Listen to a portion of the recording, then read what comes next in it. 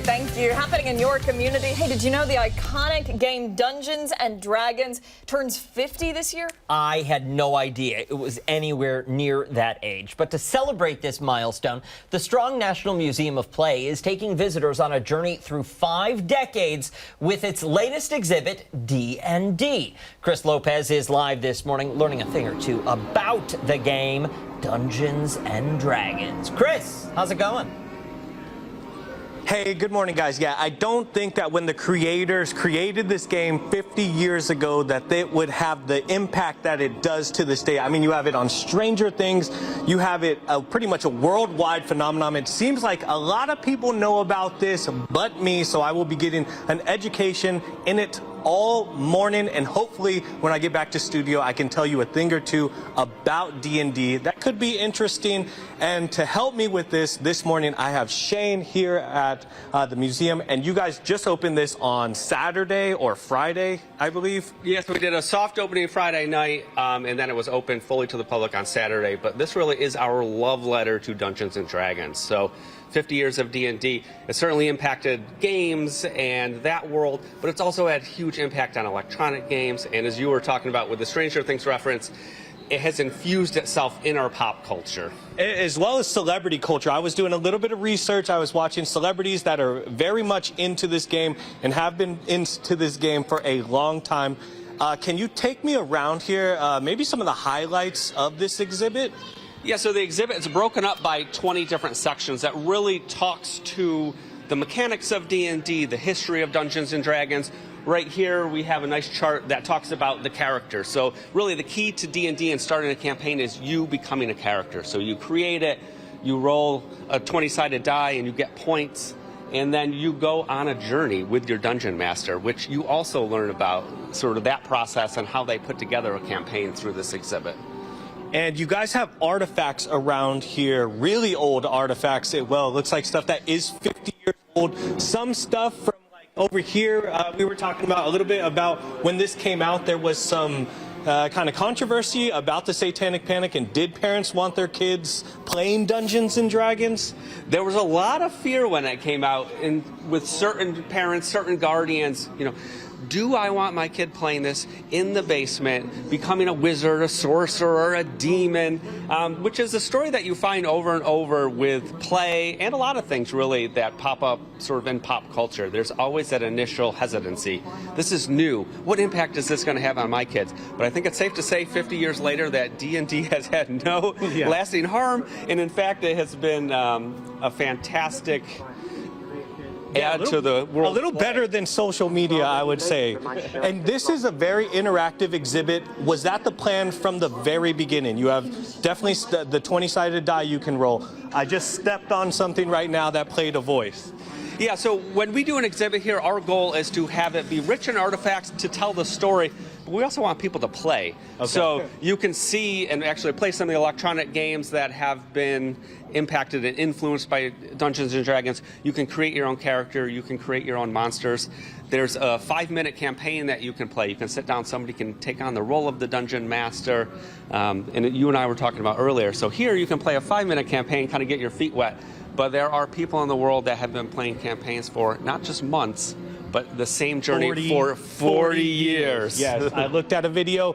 This guy, I forgot his name, it is on YouTube. He has been playing the same campaign for 40 years, just showing the impact that D&D has had on pop culture as well as around the world. We will be here all morning delving into everything D&D related here, or next up on Fox Rochester. Dan, Abby, back to you guys in studio. Chris Lopez, we are looking at some Dungeons and Dragons Halloween costumes. We found one that we think might be perfect for you, a Drizzt. Yeah, ask them what that is. Yeah, I think I'm saying it right. Drizzt. In the next hit, my friends, in the next hit, I'm going to have so much more information for you guys. Sounds good. Thank you, sir.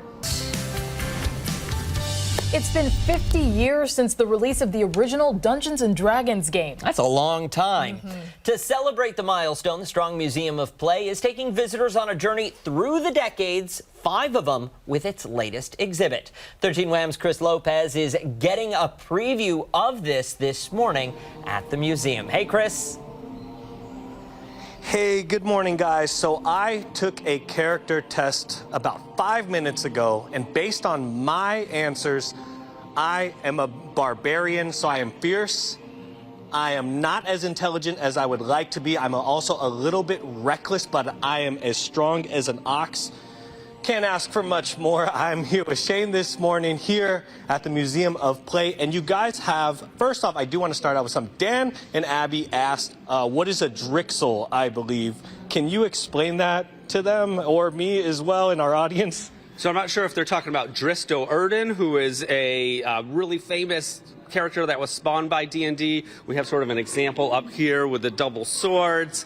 Or if they were talking about a druid, which is a character class. But the world of D&D, there is a lot to it and a lot to learn. It's crazy that it's not your standard roll a dice and then go to your next spot, and whatever that spot gives you is what plays up next. This is a very imaginative game. Is that kind of what the creators were going for? Make it your own. Yeah, that's what really sets D&D apart, and I think that's why it's had such a lasting legacy of 50 years, is that you have a dungeon master. They are a person who essentially conceptualizes the game. There might be some things out on the table, but it's not your traditional tabletop in that sense. And then everybody at the table, they create their character, and they really have to buy in. They have to embody that character. They have to play along. It always helps if you do, a voice for your character, if you do your own sound effects, and you really are creating your own environment through the mechanics of Dungeons and Dragons. And we have, speaking of that, we kind of have something over here. There is a die rolling spot for 2 people with the famous 20-sided die. So anyone can come in here, roll the die against each other. It's pretty simple. Essentially, who rolls what more. That rolled off, and I pretty much win with a 16 right there. But you have a lot of interaction here at the exhibit. It's not just stuff you can go and look at, right? And that's always our goal with an exhibit. We don't want somebody to just come in and see artifacts and learn history. We certainly want that. That's important. That's who we are as a museum.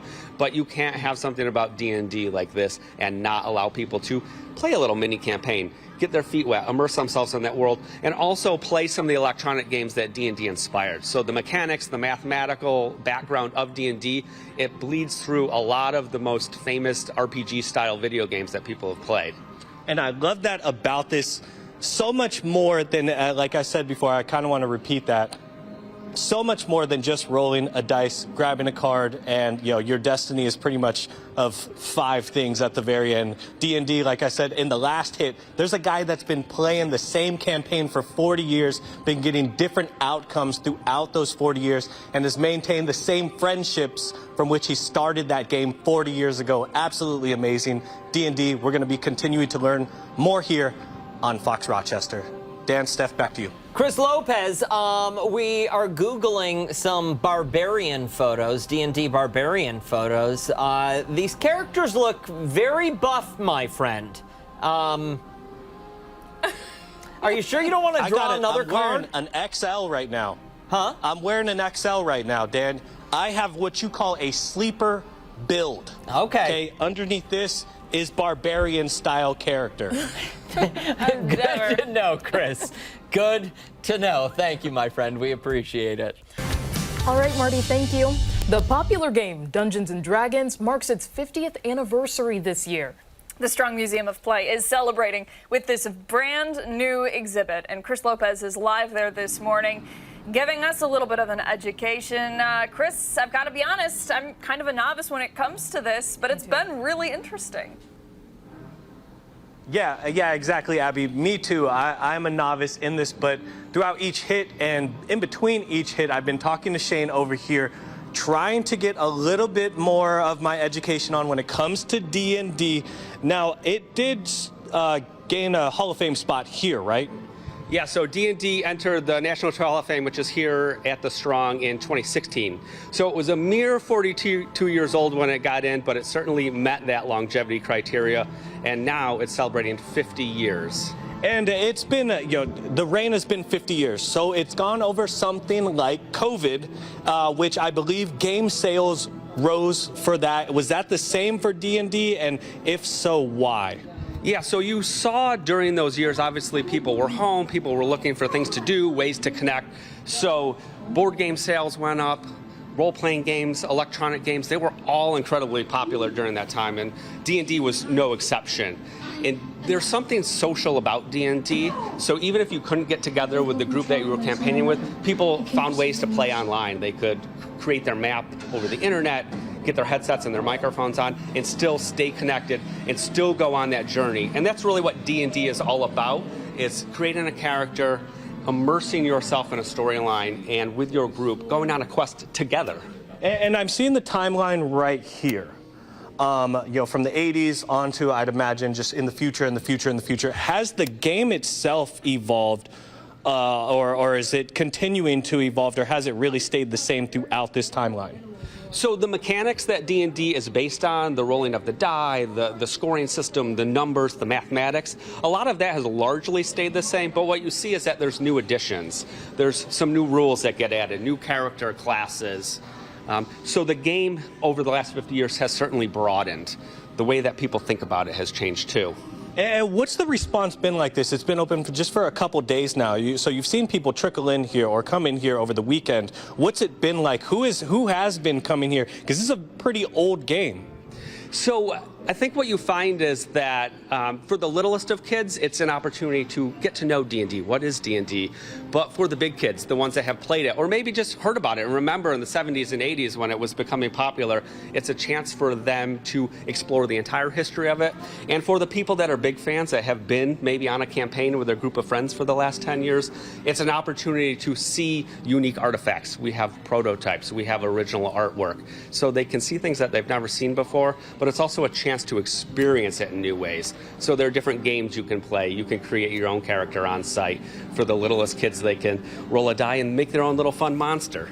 And you have so much of that. The interaction here, I was on that arcade game. I was rolling the famous 20-sided die. You have a 20-sided die that you can roll against someone over here, and then you have another arcade game over here.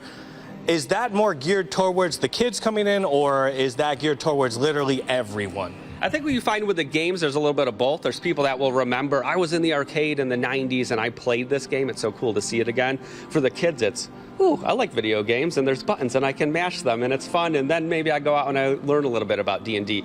But the thing with Dungeons & Dragons is that it has infused itself not only in our pop culture, but in all of the ways we play, and in particular electronic games. So the mechanics of it are really the heart of a lot of the RPG-style role-playing electronic games.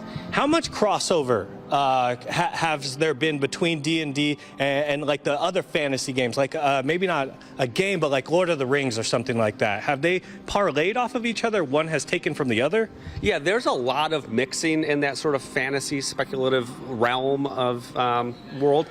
And what you find is that a lot of the characters that Tolkien and Lord of the Rings created, the elves and things like that, some of that carries over into Dungeons & Dragons, and then Dungeons & Dragons puts different spins on it, creates other characters, and then that spins out into fiction book series, video games. So all the worlds that fantasy creates, they do intermix and intertwine.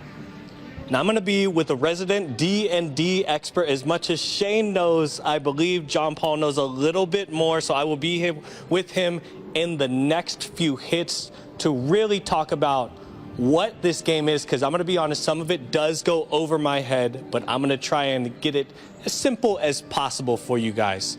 Steph, Abby, back to you in studio. Yeah, we feel the same way, Chris. Yeah. I keep trying to make sense of it all, but what is it, a 20-sided die? Yeah. Yep. That was pretty cool. Too many for Yep. me. All right, Chris, good stuff. We'll check back in with you in just a little bit.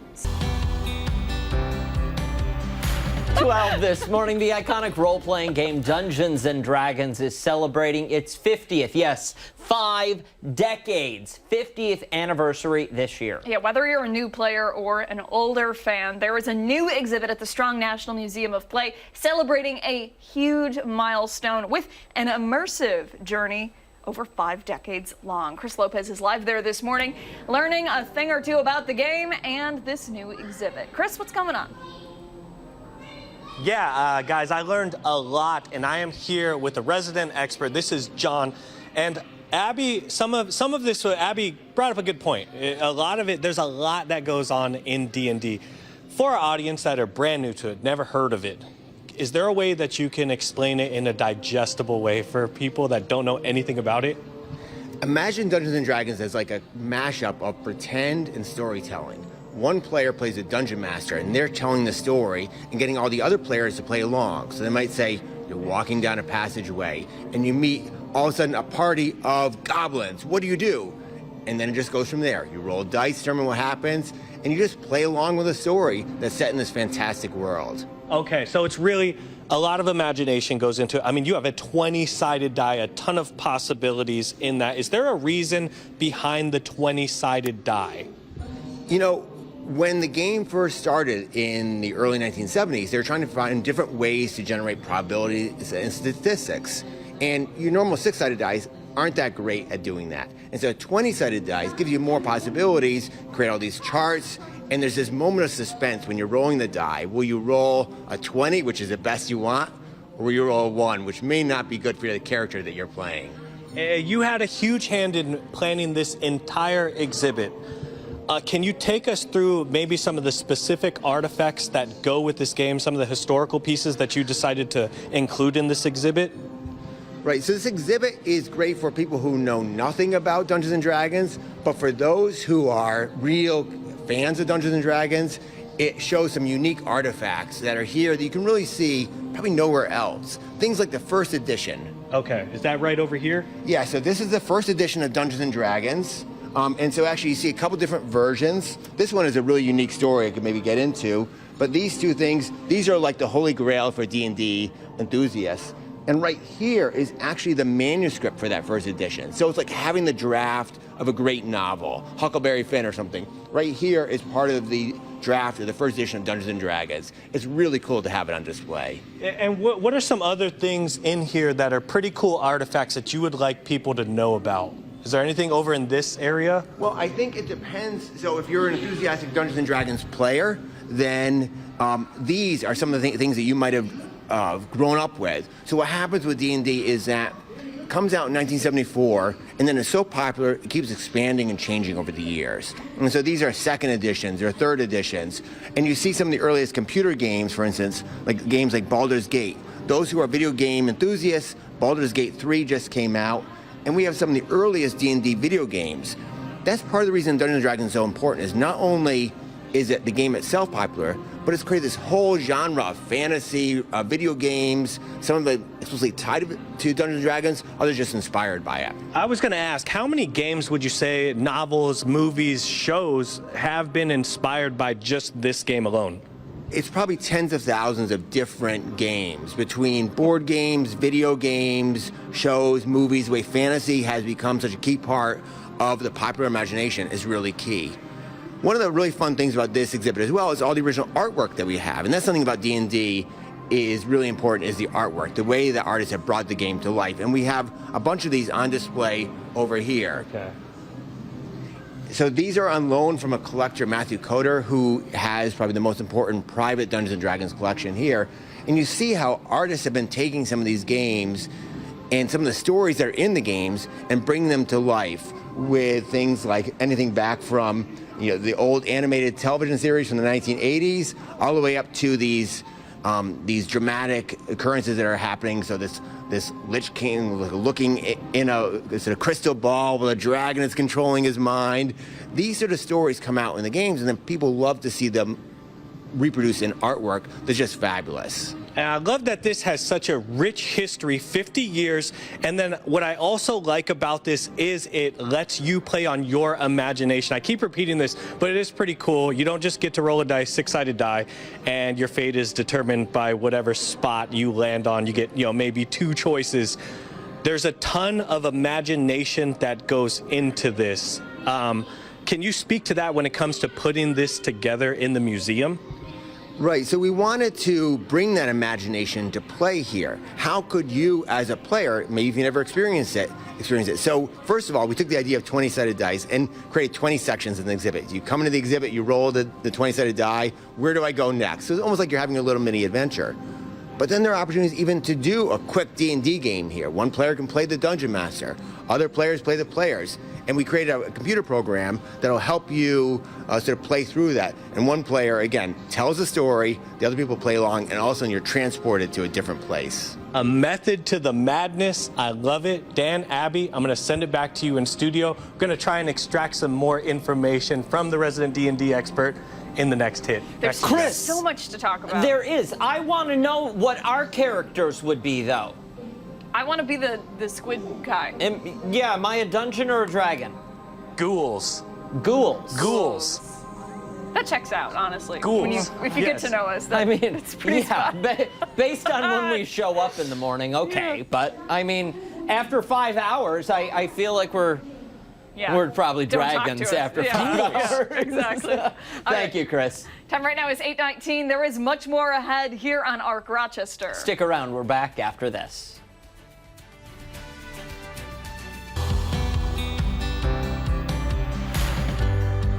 Welcome back. The popular game Dungeons and Dragons is celebrating its 50th anniversary this year. Yeah, and to honor the exciting milestone, the Strong Museum of Play has created a brand new exhibit to take you, both young and old fans, through the game's 5 decades of history. 13 Wham's Chris Lopez is live at the Strong this morning, getting a tour and learning how to play the game. Chris, we were talking during the break just now, and we learned that Dungeons and Dragons has a theme song. Do you know it? No, I actually do not know the theme song. I am with someone who probably does know the theme song. Are you going to quiz me right now, or should I ask? No, you can ask. JP. You can ask. What's the theme song? I'm here with JP, by the way, resident D&D expert. They were asking what the theme song is. I have no idea what it is. I think they do. I don't know offhand for theme song for D&D. What we're playing right now in the gallery is the official soundtrack for D&D that was created back about 10 years ago or so. But I don't know the theme song for D&D. Are they talking about the movie, or are they talking about the television show, something else? I don't know. They're going to probably let us know at the very end of this hit.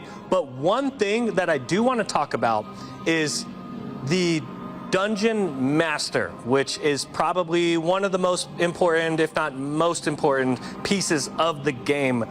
It's how the entire game goes forward. What is a Dungeon Master? So the Dungeon Master is one of the 2 most important roles of the game. Dungeon Master is the creator of the world. So they come up with this fantastic world that the players will be venturing into. And then after that, the Dungeon Master is a storyteller and a referee. So they're telling the story, they're saying you're walking into this tavern and you see this group of people here. And then they're also determining what happens. So they know who the people is that might be in that tavern, for instance, that the players are encountering. They will determine how strong maybe a monster is. And so they keep the world going and determine what happens, what doesn't happen. But the players get to play along. And the players, so speaking of the players, we're right in front of where you can build your own player, take a picture, dress up, but you have these interactive pieces here that you can change for intelligence, charisma. You have strength over on this side. Do the players get to pick that? Do they roll that? Does the Dungeon Master assign that? How does that go? At the very beginning, as a player, one of the first things you do is roll 3 6-sided dice. You get a number from 3 to 18. 18 means you're very good in that category. 3 means not your strongest feature. So, for instance, if you're an 18 in intelligence, you are really smart. If you are maybe getting a 3, maybe not the sharpest knife in the drawer. And is that over here? I'm seeing the characters a little bit, the druid, the barbarian, the warlock, also with the die over here. Is this a way of kind of introducing that over in this board? This is like a quick 2-minute version of Dungeons and Dragons. So I could sit here and play the Dungeon Master and take you through a quick adventure, and we help the players by setting up a little scenario. At a certain point, the Dungeon Master would say, okay, Chris, roll the die. And you would roll and see, do I get a hit or not? So you need a 5. You probably missed if you swung your sword at an orc or something like that. Like always, Chris is always missing the point right there. And can you take me around a little bit over here. You have all of these cool artifacts. What about this over here? We haven't touched on this morning. Looks like you can build kind of your own world. It almost looks like a checkerboard a little bit. Right. So when dungeon masters, whoever create the game, they often use graph paper to map out the world here. And when we create exhibits here at the Strong, we want to create stuff for people of all ages. And so this is just a chance where you can create your own dungeon here. So all of a sudden you're creating the walls here, and then the players might be coming along. They don't know what's behind this wall right here. And so kids will come here and just have fun playing with this. And meanwhile, the adults can look at artifact cases, or maybe the adults can join the play as well, too. It's a little excuse to do that. For someone like me, I have no idea what's going on. Yeah. So if I walked into this exhibit, rolled my die, I would have really no context into what's going on. Right. What do you want someone to take away from this? They're brand new. They've never even heard of the game. For someone who is not familiar with Dungeons & Dragons at all, we want a couple things. One, to get more familiar with it. See, why is this game so important? Maybe they heard about it, or they've watched Stranger Things, for instance, and they know it's key to that television show. But we also want them to know why it's important and learn a little bit about the game itself, how it works, and what's going on with this. And I drew something real quickly. I rolled for a monster. I'm going to bring this back over here. This is not the best artwork, but it is some type of artwork. It's a cool interactive station that I was at. We got the 13 Wham studio. Dan looks like a penguin, I think. Abby is like a green monster. Marty is as happy as ever, talking about great weather. And the set is absolutely on fire.